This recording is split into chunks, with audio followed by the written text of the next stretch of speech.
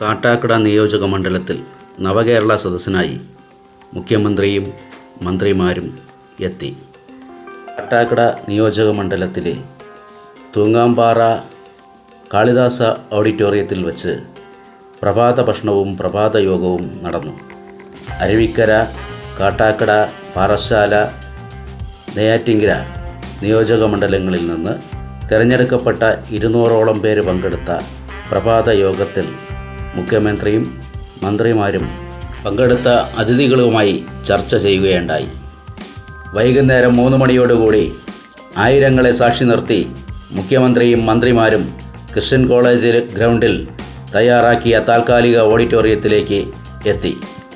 10,000 പങ്കെടുത്ത നവകേരള സദസ്സിനെ ആവേശഭരിതമാക്കിക്കൊണ്ട് മുഖ്യമന്ത്രി ശ്രീ പിണറായി വിജയനും മന്ത്രിമാരായ ശ്രീമതി ചിഞ്ചുറാണിയും ശ്രീ ജോയ്സ് ജോർജും ശ്രീ മുഹമ്മദ് റിയാസും സംസാരിച്ചു.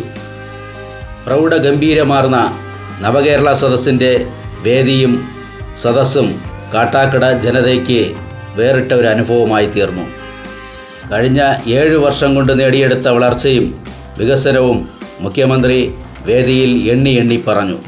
കേരളത്തിൻ്റെ വികസനമാണ് ലക്ഷ്യമെന്നും ഞങ്ങൾ നിങ്ങളോടൊപ്പം ഉണ്ടാകുമെന്നും മുഖ്യമന്ത്രി തിങ്ങി നിറഞ്ഞ ജനസാഗരത്തിനു മുന്നിൽ പ്രസ്താവിച്ചു.